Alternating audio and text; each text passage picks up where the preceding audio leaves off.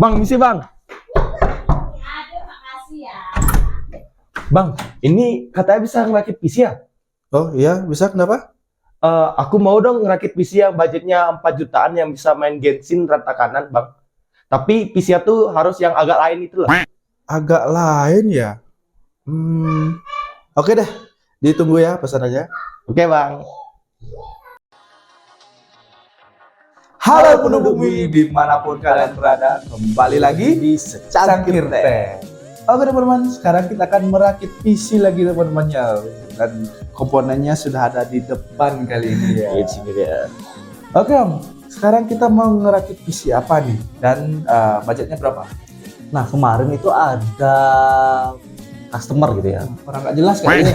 Kita sebenarnya lagi rapi-rapi studio sih sebenarnya. Beres-beres studio. Lagi beres studio. Tiba-tiba datang. Tiba-tiba ada datang, terus permintaannya emang sedikit agak lain sih sebenarnya. Ya agak lain sih. Dan requestannya juga memang PC yang agak lain sedikit. Nah, jadi Sama kayak orangnya ya. Iya mungkin ya. Jadi kemarin ada customer datang, terus dia minta rakit PC budgetnya itu 4 juta. Lalu permintaannya itu untuk gaming kayak sekelas Genshin rata kanan. Genshin rata kanan ya. Genshin kan ya lumayan, Ya, itu lumayan berat. game online yang kalau dibilang itu memang paling berat sekarang sih Genshin. Kalau berarti game-game triple A juga dia mau main juga katanya. Ya kalau misalnya untuk kebutuhan untuk Genshin rata kanan pun berarti game-game lain kayak GTA 5 itu udah pasti rata kanan juga sih Rata kanan berarti ya.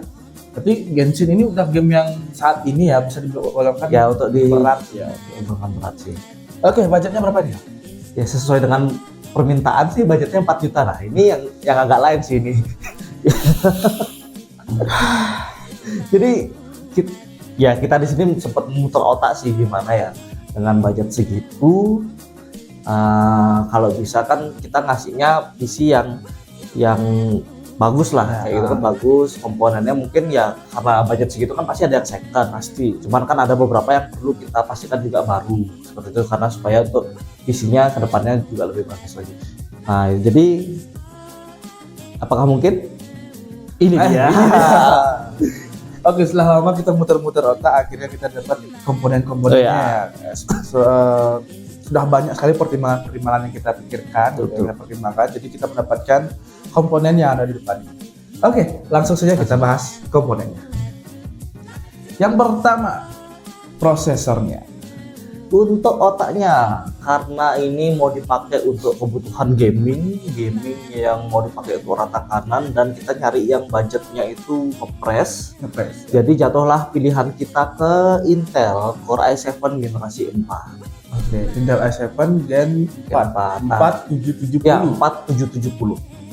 Nah, ini tergolong masih cukup baik untuk zaman sekarang ya. Di tahun ini masih tahun 2024 awal ini ya. Jadi ini kan core-nya 4, thread-nya 8. Jadi ini bisa dikatakan setara dengan Core i5 yang generasi ke 678. Karena mereka juga core-nya justru lebih di atasnya. Generasi ke-9 karena itu sama juga 4, core-nya 4, berarti 8. Kalau yang generasi ke-6 78 itu masih core-nya 4, thread-nya 4 yang per i5-nya. Jadi ini masih jauh thread lebih per core ya. jadi ini masih lebih bagus daripada kita pakai yang Core i5 generasi ke-6, generasi ke-7. Ini masih performanya jauh lebih bagus lagi sedikit. Kalau kita misal pakai prosesor i5 Gen 6, Gen 7 itu kita juga motherboardnya juga mungkin lebih mahal juga ya. Lebih mahal, kemudian RAM-nya juga karena sudah DDR4 kan, juga. jadi kan harga jauh lebih mahal. Ini juga masih DDR3 ya berarti. Ini masih ya? DDR3. Oke, itu untuk prosesor harganya berapa? Ini kemarin kita dapetin di toko online harganya 550.000. 550. Ya memang segitu sekarang pasarannya 550 sampai 600.000. Oke, ini untuk prosesor, kemudian motherboard deh. Nah, yang kanan. Oke, karena ini masih Intel yang DDR3, ini juga LGA 1150. 150 ya? Ya 1150. Jadi ini chipsetnya itu yang antara B75, kemudian kalau yang HH81. Oke. Nah, untuk mobile kita pakai punyanya ini second Gigabyte G1 Sniper B5. Oke, tapi mobilnya gede banget ya. Nah, ini memang Mobo khusus gaming selain punyanya Asus yang ROG. Ini yang punya Gigabyte ya, jadi Sniper itu yang punya Gigabyte yang khusus untuk gaming. Berarti ini udah kelas high end ya pada Zamannya ini. Pada zamannya. Ini kelas high end sih terutama untuk performa di gaming sama di audio yang katanya yang dihasilkan itu jauh lebih baik dibanding brand-brand lain. Oke, itu motherboard harganya berapa? Ini karena kita belinya second karena sekarang pasarannya juga sudah murah-murah sekali. Daripada kita ngambil yang baru yang ukurannya mini itu, walaupun harganya barunya 400 ribuan, tapi ini lebih menjanjikan karena dia memang khusus dirancang untuk gaming, jadi harga secondnya 650 ribu. 650 ribu untuk motherboard ya. Fiturnya juga semua udah masuk lengkap walaupun belum support NVMe ya, karena zaman itu kan memang belum terlalu ngetren, jadi ini kan cukup pakai SSD aja sudah SSD SATA sudah ya. Pokoknya zaman sekarang udah harus pakai SSD sih, walaupun minimal ya kita pakai SSD SATA ya. Oke, itu untuk motherboard, dan sekarang kita bahas ke SSD atau storage-nya. Oke, kalau storage untuk penyimpanan ini kita kasih yang punyanya Midas Force, ini baru. Oh iya, yang baru 512 GB. Ini sekalian jadi sistem dan juga mungkin bisa dipakai untuk, karena kan ini kan kita bicarain yang customer kita ini minta game online gitu. Oke. Biasanya game online itu kan misalnya kita install Steam atau install Epic Game Launcher, itu di C biasanya kan disimpannya, dan gamenya biasanya bisa sih ditaruh di tempat yang lain, cuman biasanya kurang performanya, jadi gamenya paling nggak taruh di SSD supaya bukanya kencang, dipakai main juga lancar. Makanya kita langsung kasih yang 512 GB. Ini untuk apa namanya, zaman sekarang minimal sih ya, segini ya, untuk gaming minimal 512 atau 500 lah. Oke, ini harganya berapa? Ini barunya 420 ribu. 420 ribu ya. Selanjutnya ini ada 4 keping RAM nih saya lihat. Kita karena ini merakit PC agak lain ya, biasanya kalau kita sebelum itu kan merakit PC paling kan RAM-nya antara 8 GB, 16 GB lah. Itu udah cukup sebenarnya untuk main gaming, tapi karena kita buat agak lain sedikit, ini kita kasih 4 keping 8 GB. Ini merek Hynix.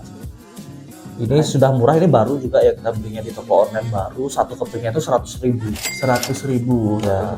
Jadi ini DDR3 dengan kecepatannya itu 1600 mHz. 1600 MHz ya, 8 GB kali 4 ya. Kali 4 jadi totalnya 32 GB.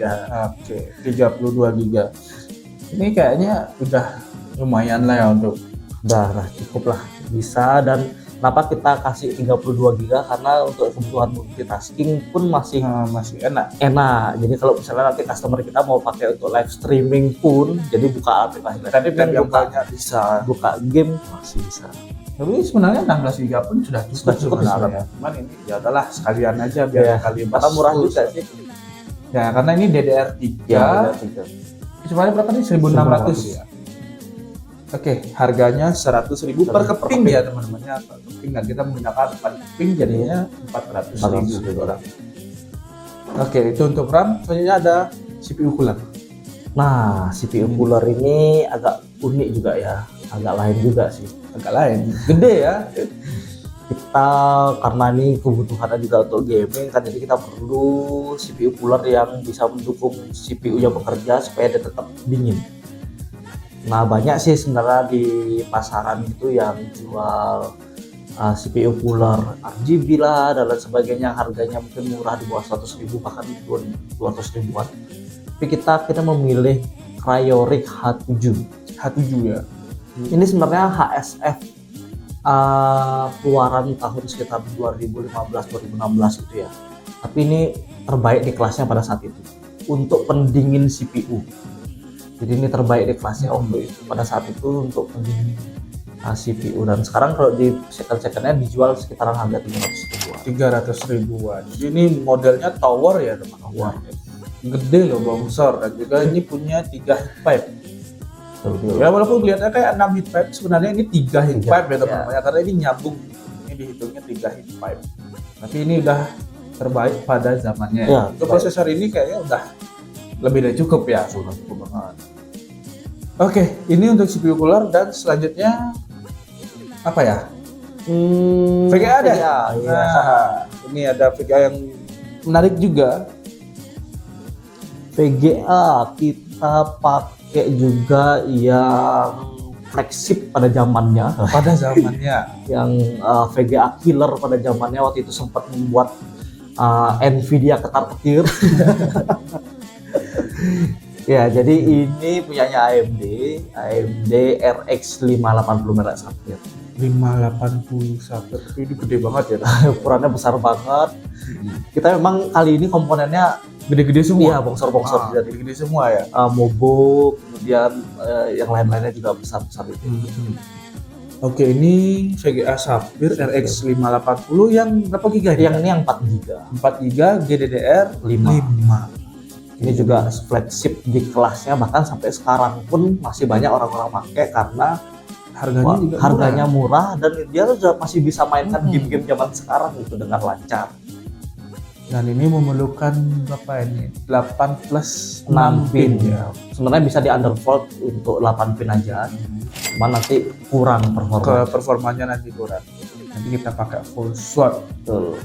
Oke, ini adalah VGA Sapphire RX 580 GDDR 5 yang 4 dengan VRAM 4 GB. Oke, itu untuk Vega, dan selanjutnya untuk mensuplai semua komponen ini ada power supply. Nah, jantungnya ini kita memang belikan yang baru karena komponen lainnya ini kan second gitu ya. Jadi untuk mensuplai daya itu setidaknya jantungnya jangan jantung lemah nanti sih. Setidaknya Jantung yang jantungnya masih fresh jantung yang fresh supaya komponennya bisa jauh lebih awet lagi ke depannya. Dan kita juga milih yang bongsor lagi. Walaupun ukurannya sama sih ya, cuman dia dari segi case, boxnya bongsor gitu ya. Jadi power supply-nya ini adalah Minotaur MT550. Oke, Minotaur MT550. Ya, ini punyanya Sigmatech. Jadi ini sebenarnya power supply juga keluaran lama. Jadi ini power supply yang tinggal ngabisin stok sih sebenarnya. Jadi sekarang sudah jarang banget kalau teman-teman cari di marketplace, mungkin ada yang jual, tapi sedikit banget karena ini stok-stok lama yang masih baru. Ya. New old stock gitu. Ya, betul. Dan ini full modular ya teman-teman. Full modular. Dan sudah 80 plus gold. Ya, teman-teman juga bisa cek di situs sertifikasinya, itu memang ada dia masuk di situ. Jadi nggak perlu diragukan. Oke, PSU ini harganya berapa? Ini PSU-nya kemarin kita dapat di harga 650.000 baru ya. Ini yang 550 watt. MT 550 berarti 550. Kalau teman-teman penasaran, ada kok video reviewnya. Iya, ada video. Oke, saya rasa udah semua ya. Satu lagi. Nah, Ya. ini yang menyebabkan kita mencari komponen yang gede-gede. gede-gede. Yang Kita memang ambil. agak lain ya. Oke. Tara. Ini casingnya gede banget. Aduh. Tuh, Nah, gininya ya tuh. sudah. Nanti kita bisa benerin. Cara cepat banget. Ini dia casingnya. Ini casing apa nih? Ini punyanya Venom RX. Jadi ini casing ukuran ATX. Ukurannya ATX. Cuman dia memang agak lebih bongsor karena mungkin ini kebutuhannya dipakai untuk PC server ya. PC server. Kemudian kalau teman-teman nanti kita lihat waktu pas ngerakit itu, yaitu support untuk 6 tambahan harddisk ukuran 3,5 inci ya, segini itu ada muat 6. Kemudian dia ada expansion slotnya itu lagi 4 untuk misalnya DVD RW. Kemudian ada ini yang di depan ini ya. yang di depan itu ya, jadi ada tambahan lagi 4 dan ukurannya agak panjang dan agak besar gitu ya. Ini juga di bagian atasnya memang ada tempat tersendiri untuk fan-nya bisa dibuka gitu. Jadi ini yang membuat kita milih komponen emang agak lain. ya agak lain dan memang besar-besar. Jadi kalau dipasangkan dengan Mobo yang seri MATX itu aja udah ngerasa kayak kopong ya. Jadi agak ada yang kosong, nggak kurang enak dipandang. Jadi apalagi yang mini tech ya sudah lah ya. lebih nggak enak lagi gitu. Jadi kita pakai yang komponen. Oke, ini adalah casing dari Venom RX ya. Tapi kita nggak tahu serinya apa ya. Ini sebenarnya ini casingnya second juga. Kita beli di salah satu orang yang jual. Memang dia jual waktu itu sepaket PC dan kita juga perlu beberapa komponennya. Jadi kita beli aja langsung sekalian sama casingnya ini. Dan customer juga sudah mau sama casingnya ini. Betul. Memang dia orangnya agak angka gitu. Oke, kita turun dulu deh. Nah, jadi untuk casingnya ini kita dapat di harga secondnya itu sekitar 200 ribuan. 200 ribuan ya kalau dihitung Kalau 200. dihitung sekitar segitu. Kemudian kita juga berikan tambahan fan juga Kak ya. Oh iya, jadi itu fan-nya memang sudah kami pasang langsung karena memang waktu pas beli dapatnya langsung dapat fan seperti itu, jadi kita langsung biarkan aja. Biarkan. Oke, saya rasa sudah itu semua ya. Sudah. Dan ini juga harddisknya kita nggak masukin ya teman-teman. Nah, ini Karena jadi, cuman kayak kita ngetes doang bisa masuk di casingnya ini. Jadi ini kita untuk percobaan, jadi kan itu kan support sampai 6 harddisk. Jadi kita akan coba pasang 3 aja dulu deh. 3, ini memang ada stok di studio kita, ini untuk kita tes-tes aja sih sekalian untuk kita tes game-game lainnya selain game Genshin yang sesuai requestan, kita akan coba game-game lainnya. Dan pastikan juga motherboard teman-teman support ya kalau misalnya mau pasang banyak harddisk. Pastikan slot SATA-nya cukup. ini juga pasti 6 Ya, pas 6. Oke deh, itu sudah semua dan langsung saja kita akan merakit di sini. Let's go. Agak lain. agak lain. Cocok ya lagunya tuh slotnya dapet. Agak lain.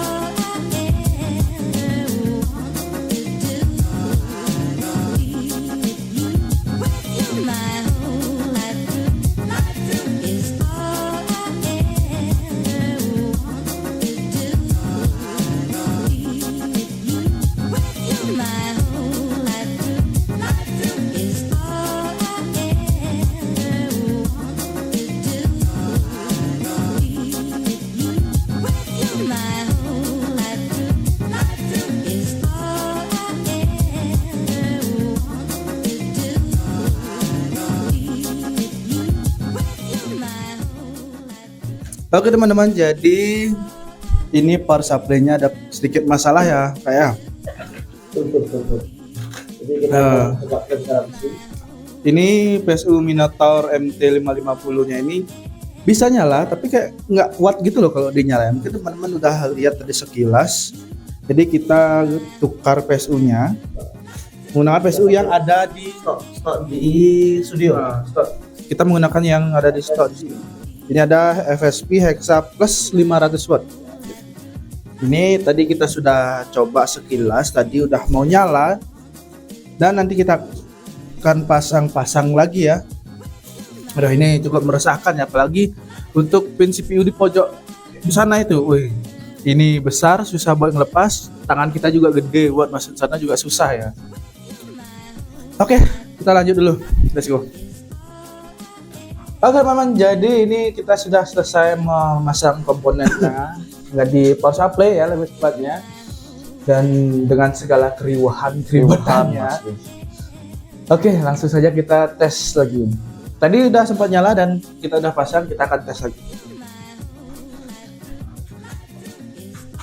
Oke, try. Salah tombol bang. Iya. Oke, menyala bangku. Oke, ini sudah nyala dan saatnya kita akan tes dulu ya. Mungkin install Windows atau segala macam. Oke, let's go.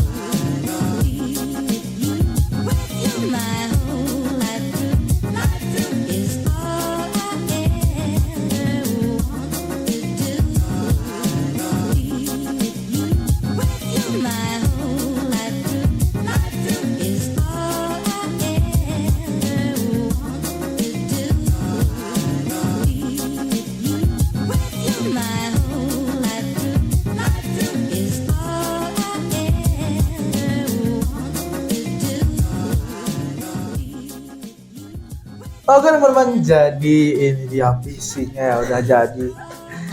Walaupun sempat ada beberapa trouble gitu ya. Jadi harus ganti power supply, kemudian memasang gininya sih. CPU-nya sih, aduh itu susah banget. Padahal casing-nya udah gede tapi kok susah ya. Oke lah, itu dia rakit PC kali ini, dan tadi teman-teman juga udah lihat benchmark yang kita lakukan. beberapa game kayak RDR enggak ya? RDR nggak sempat kita coba, Sempat kita coba kan. 5 dapat kita coba, kemudian SpongeBob, SpongeBob ya, SpongeBob. kemudian Far Cry 6. Ternyata lumayan berat juga game SpongeBob tadi ya. Karena itu yang keluaran baru sih. Ya sempat drop tapi nggak banyak sih. Masih playable lah. Dan di sini sedikit kendala dari kami itu pada saat pengetesan adalah monitornya ini ya. Soalnya ini bukan monitor sih, TV. Ini TV. Ini karena kita ngetes seadanya, ini TV yang hanya bisa support 60 Hz gitu, maksimal sampai 60 fps. Iya. Sebenarnya PC-nya bisa lebih dari 60 Ya, kalau fps game-game ya. bisa Kita tes bisa lebih. Bisa lebih. Hanya Tapi saja monitornya Di yang lock di monitor di TV. ya TV. Ya, TV saya. Ya mungkin ada yang mau sumbangin buat monitor kita kan. Boleh ya, kali boleh ya. banget. Kalau Di brand studio kita. boleh lah kali. Kita taruh email di bawah. Boleh. Boleh ya.